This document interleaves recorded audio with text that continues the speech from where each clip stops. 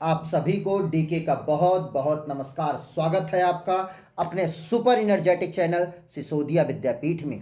हम लोग इलेक्ट्रोस्टैटिक्स के क्वेश्चन सॉल्व कर रहे थे और आज भी हम लोग इलेक्ट्रोस्टैटिक्स के बहुत इंपॉर्टेंट क्वेश्चन, ऐसे ऐसे क्वेश्चन जो नीट में, आईआईटी में, कर्नाटका इंस्टीट्यूट में, AIEEE में बहुत सारे कंपटीशन में आ चुके हैं, ऐसे ऐसे क्वेश्चन सॉल्व करने वाले हैं जो कि इलेक्ट्रिक फील्ड से रिलेटेड, इलेक्ट्रिक फील्ड लाइंस से रिलेटेड है।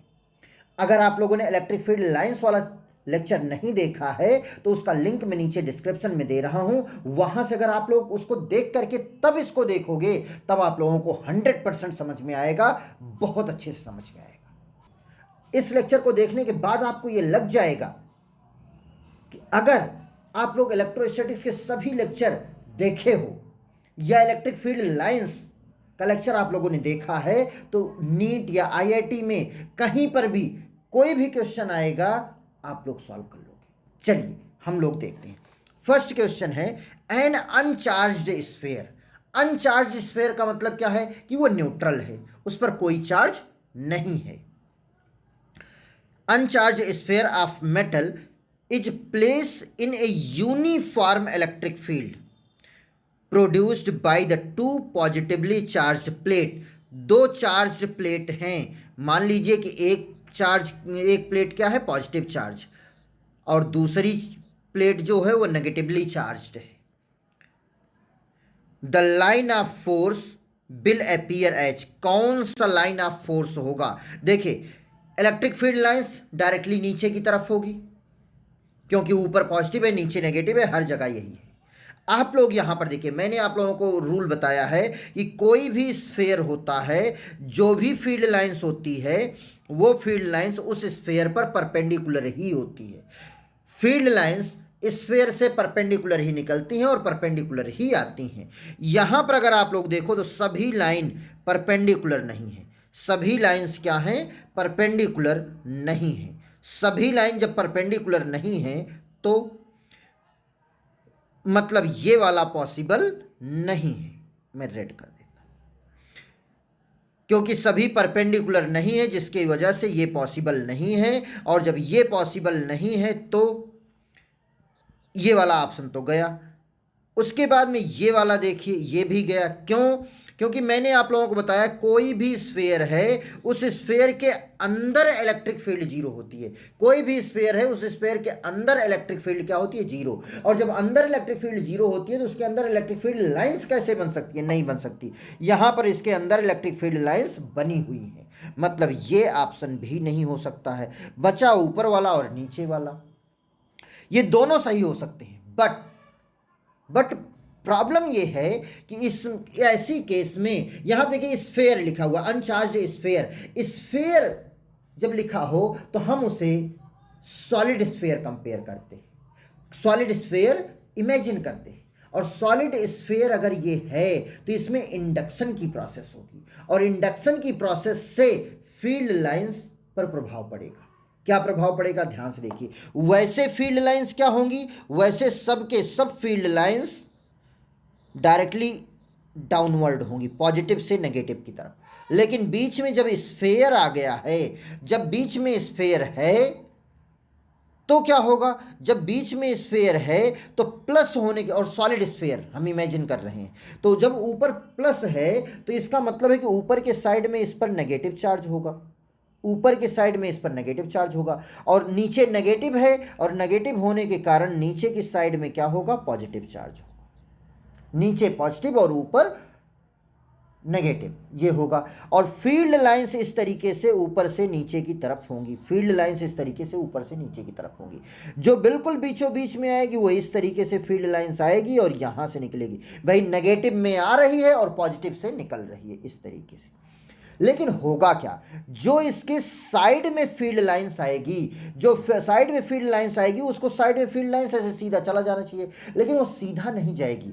यहां पर नेगेटिव है और नेगेटिव होने के कारण वो फील्ड लाइंस को अट्रैक्ट कर लेगा। और जब वो फील्ड लाइंस को अट्रैक्ट कर लेगा तो अट्रैक्ट करेगा तो ये क्या होगा? इस तरीके से ये अट्रैक्ट होगा। अरे गड़बड़ बन रहा है। ये फील्ड लाइंस कुछ इस तरीके से आएगी और इस तरीके से अट्रैक्ट हो जाएगी। बन क्यों नहीं रहा है? इस तरीके से यहां पर, और नेगेटिव पर इस तरीके से चली जाएगी और पॉजिटिव से इसी तरीके से ये निकलेगी।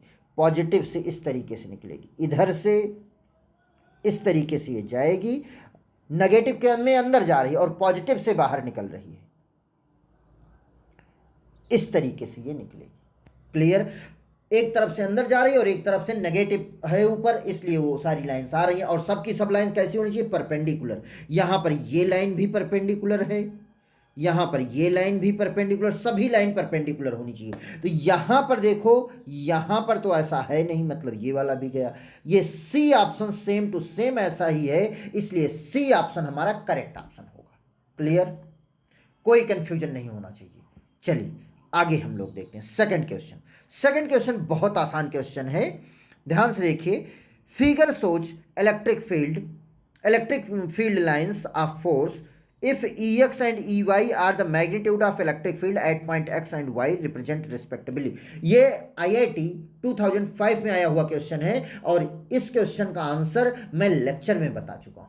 अगर आप लोगों ने उसे देखा है तो इसका लेक्चर आप लोग कमेंट करके बताइए, और अगर नहीं देखा है तो उस लेक्चर को देखिए। अगर उस लेक्चर को देख लेंगे तो इस तरीके के क्वेश्चन बहुत आसान हो जाएंगे। आप लोग खुद इस क्वेश्चन का आंसर कमेंट करके बताइए, मैं इंतजार कर रहा हूं कि आप लोग कमेंट करेंगे इस क्वेश्चन का आंसर, और सही सही आंसर कमेंट करेंगे आप लोग। ठीक है, थर्ड क्वेश्चन को हम लोग देखते हैं। If electric line of force in a region are represented by shown in the figure, then one can conclude that electric field is non uniform, uniform, both uniform, non uniform, zero, everywhere. तो इसका होगा non uniform, क्योंकि uniform electric field इस तरीके से straight line से दिखाया जाता है, इस तरीके से स्ट्रेट लाइन से दिखाया जाता है। यहाँ पर स्ट्रेट लाइन नहीं है। आप लोग यहाँ पर देखिए, यूनिफॉर्म में देखिए तो यहाँ पर सारी फील्ड लाइंस इक्वल डिस्टेंस पर हैं, और जब इक्वल डिस्टेंस पर होता है तब उसे हम कहते हैं यूनिफॉर्म इलेक्ट्रिक फील्ड। यहाँ पर देखिए तो एक जगह फील्ड लाइंस की डेंसिटी ज़्यादा है, एक जगह इलेक्ट्रिक फील्ड लाइंस पास हैं, और एक जगह इलेक्ट्रिक फील्ड लाइंस दूर हैं। मतलब यहाँ पर एक जगह डेंसिटी ज़्यादा है और एक जगह डेंसिटी कम है, और जब एक जगह ज़्यादा है एक जगह कम है तो वो यूनिफॉर्म इलेक्ट्रिक फील्ड नहीं हो सकती। वो कौन सी है? Non uniform electric field. Clear? अगला क्वेश्चन, फोर्थ क्वेश्चन है, आप लोग देख सकते हो, ये CBSE 1994 में आया हुआ क्वेश्चन है, बहुत सिंपल क्वेश्चन है। Figure gives electric lines of force due to two charges Q1 and Q2. What are the sign of two charges? आप लोग इसको, दोनों चार्जेस का साइन क्या होगा? आप लोग देख रहे हो कि यहां से जो इलेक्ट्रिक फील्ड लाइंस निकल रही है, एक ऐसे जा रही है और दूसरी इलेक्ट्रिक फील्ड लाइंस इस तरीके से जा रही है। एक इलेक्ट्रिक फील्ड लाइंस इस तरीके से जा रही है, यहां कट कर रही है, रहने दो, ठीक है, इतना ही रहने दो। तो इस तरीके से जा रही है, मीन्स ये फील्ड लाइंस एक दूसरे में कनेक्ट नहीं हो रही हैं, मीन्स एक दूसरे को अट्रैक्ट नहीं कर रही हैं, बल्कि एक दूसरे को क्या कर रही हैं? इस तरीके से जाकर के रिपल कर रही हैं। इस तरीके से एक दूसरे को रिपल कर रही हैं, मतलब दोनों या तो पॉजिटिव होंगे या तो दोनों नेगेटिव होंगे, मतलब सिमिलर चार्ज होंगे, या तो दोनों पॉजिटिव या तो दोनों नेगेटिव। क्लियर? ये क्लियर हो गया, दोनों पॉजिटिव होंगे दोनों नेगेटिव होंगे, या तो दोनों पॉजिटिव या तो दोनों नेगेटिव।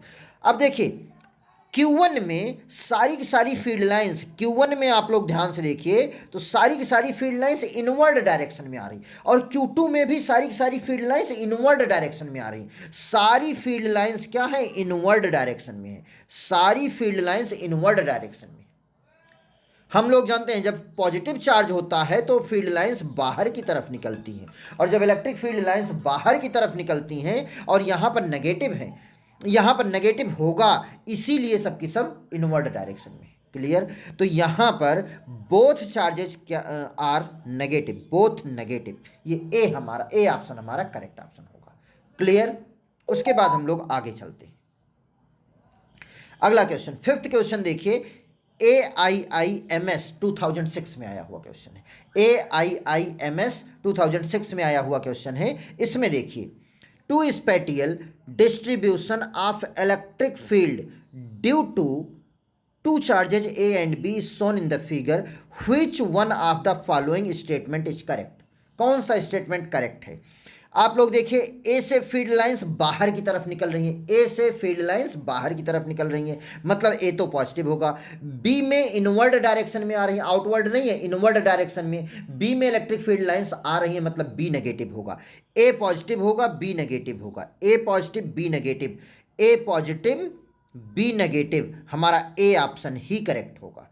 अच्छा, mod of A mod of B, ये भी ग्रेटर देन होगा या इक्वल होगा, ये भी पूछ रहा है। ए ही ऑप्शन करेक्ट होगा, हमारा ऑप्शन पहले ही क्लियर हो गया, ए पॉजिटिव बी नेगेटिव, और ऐसा कोई ऑप्शन नहीं जिसमें ए पॉजिटिव हो बी नेगेटिव हो, सिर्फ ए ही है। आगे देख भी लो।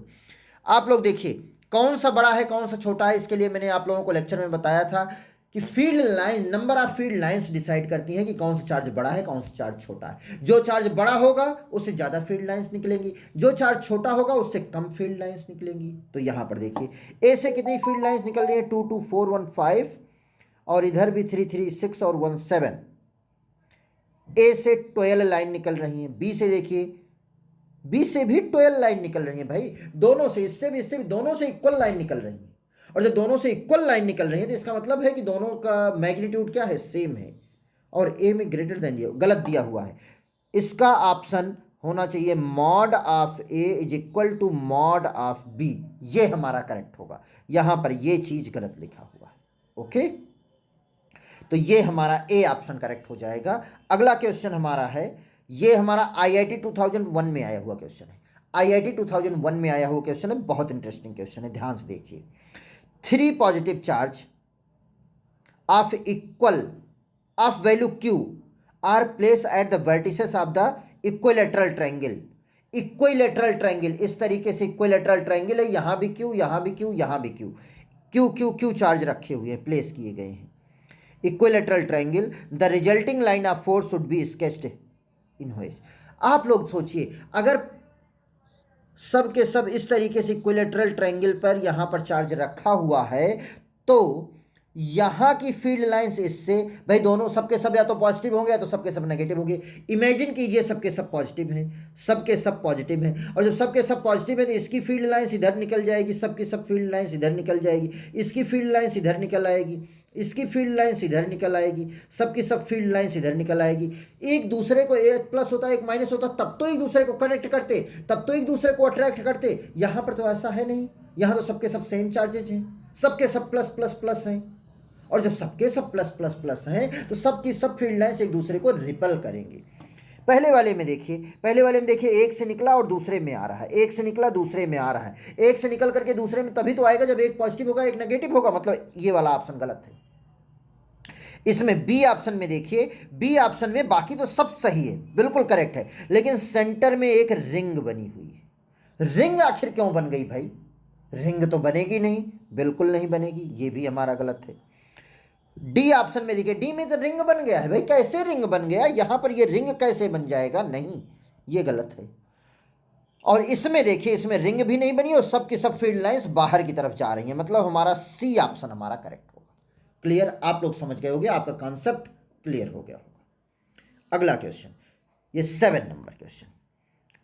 The metallic solid sphere is place in a uniform electric field lines of force follow the path in the figure. एक कंडक्टिंग स्फीयर है, उस स्फीयर में इलेक्ट्रिक फील्ड लाइंस बनाई गई हैं, आपको बताना है फर्स्ट सही है, सेकंड सही है, थर्ड सही है या फोर्थ सही है, कौन सा सही है, ये भी मैं लेक्चर में बता चुका हूं। अगर आप लोगों ने उसे देखा है तो इसका भी आंसर आप लोग कमेंट करके बताइए, सभी लोग कमेंट करके बताइए। ये IIT 1996 में आया हुआ क्वेश्चन है। अब देखिए, लेक्चर में इस तरीके के जो भी IIT में आए हुए क्वेश्चन है, मैं सभी क्वेश्चन को करवा देता हूं। बस आपको जरूरत है कि प्रॉपर तरीके से नोट्स बनाएं और अच्छे तरीके से तैयार करें, ठीक है। अगला क्वेश्चन देखिए, question number 8। A metallic cell has a point charge Q keeped inside its cavity. Inside Q charge को अंदर रखा गया है। Which one of the following diagram correctly represent the electric field line of force. कौन सा correct represent कर रहा है? देखो इस तरीके से है, मैं इसको रिमूव करके इस तरीके से बनाता हूं। ये है एक स्फेयर इसके अंदर है।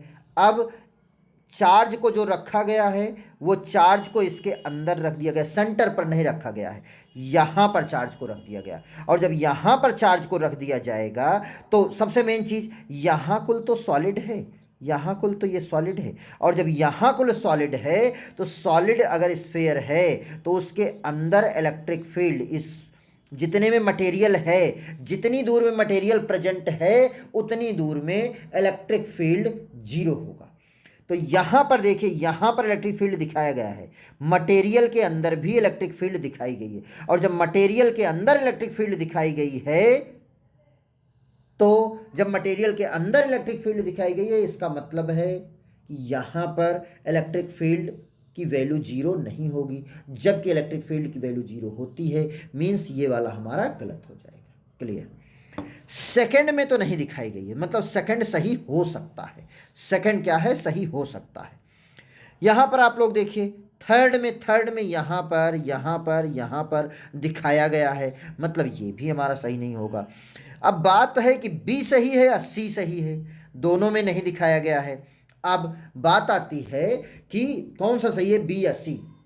मैंने आप लोगों को बताया है कि कोई भी स्फेरिकल सरफेस है उस पर चाहे इलेक्ट्रिक फील्ड लाइंस आए चाहे इलेक्ट्रिक फील्ड लाइंस जाए, हमेशा परपेंडिकुलर होगी। सरफेस पर इलेक्ट्रिक फील्ड लाइंस हमेशा परपेंडिकुलर होती हैं। किसी भी सरफेस पर, कोई भी सरफेस हो, कैसा भी सरफेस हो, इलेक्ट्रिक फील्ड लाइंस हमेशा परपेंडिकुलर होती हैं, सरफेस पर परपेंडिकुलर। यहां पर अगर देखो तो ये परपेंडिकुलर नहीं हो गई, ये यहां पर परपेंडिकुलर नहीं होगी, ये यहां पर परपेंडिकुलर नहीं होगी। परपेंडिकुलर तब होती जब ये बिल्कुल सेंटर से जाती, जब ये बिल्कुल सेंटर से जाती। ये सेंटर से नहीं जा रही है, ये तो यहां से जा रही है। ये कहां से जा रही है? अरे गड़बड़ हो गया, ये जा रही है यहां से, ये यहां से जा रही है। और जब ये यहां से जा रही है, इसका मतलब है कि ये परपेंडिकुलर नहीं होगी। और परपेंडिकुलर तब होगी जब ये हल्की सी तिरछी होगी। यहां पर देखिए, यहां पर ये हल्की सी तिरछी हुई है, जब ये हल्की सी तिरछी हो रही होगी तभी ये सही है। मतलब सी ऑप्शन हमारा सही है और बी ऑप्शन में परपेंडिकुलर ना होने के कारण ये हमारा सही नहीं है। क्लियर? तो सी ऑप्शन हमारा सही हो जाएगा। अगला क्वेश्चन दी। अरे ये तो गड़बड़ हो गया भाई सब, चलिए मैं इसको सही कर देता हूं। अब ठीक, आप लोग इसको 9 नंबर क्वेश्चन देखिए। Which of the following figure can not possibly represent the electrostatic field lines? कौन सा इलेक्ट्रोस्टैटिक फील्ड लाइंस को रिप्रेजेंट नहीं कर रहा है? आप लोग देखिए यहां से, क्या ये परपेंडिकुलर है? नहीं है। क्या ये परपेंडिकुलर है? क्या ये परपेंडिकुलर है? नहीं है भाई परपेंडिकुलर। और जब परपेंडिकुलर नहीं है तो ये नहीं हो सकता बिल्कुल। और कैन नॉट पॉसिबली रिप्रेजेंट लिखा हुआ है, कैन नॉट लिखा हुआ है, और जब कैन नॉट लिखा हुआ है इसका मतलब है कि ये वाला सही है। कैन नॉट भाई कौन सा नहीं हो सकता? तो ये नहीं हो सकता। दूसरा आप लोग देखो, इस किस तरीके से घूम रहा है, दो इलेक्ट्रिक फील्ड लाइंस एक दूसरे को कट कर रही हैं, जबकि मैंने बताया दो इलेक्ट्रिक फील्ड लाइंस एक दूसरे को कट नहीं कर सकती, मतलब ये भी नहीं हो सकता, मतलब ये भी हमारा सही है। यहां आप देखिए ये कैसे सर्किल बन गया भाई, ये कैसे सर्किल बन गया और यहां से ये कैसे निकलने लगा? नहीं हो सकती। और मैंने बताया कभी भी क्लोज्ड लूप नहीं बनता है, कभी भी क्लोज्ड लूप नहीं बनता है। और यहाँ पर तो सबका सब क्लोज्ड लूप बन रहा है भाई, यहाँ पर क्लोज्ड लूप बन रहा है, मतलब ये भी नहीं हो सकता है, मतलब ये भी सही। इसमें अगर ये दोनों ये दोनों पॉजिटिव हैं तो इलेक्ट्रिक फील्ड लाइंस आउटसाइड में निकल रही हैं और एक दूसरे को कभी भी कट नहीं कर रही हैं, मतलब ये हमारा सही हो सकता है। मतलब हमारा ऑप्शन कौन सा नहीं हो सकता है ये पूछा है, तो ये भी नहीं हो सकता, ये भी नहीं हो सकता और ये भी नहीं हो सकता। तो मतलब फर्स्ट थर्ड फोर्थ सी, हमारा सी ऑप्शन हमारा करेक्ट हो जाएगा, सी ऑप्शन हमारा करेक्ट ऑप्शन होगा। क्लियर? तो इसी तरीके से आप लोग पढ़ते रहिए, आगे बढ़ते रहिए और सभी क्वेश्चन को अच्छे तरीके से सॉल्व कीजिए। Okay, all the very best, thank you so much.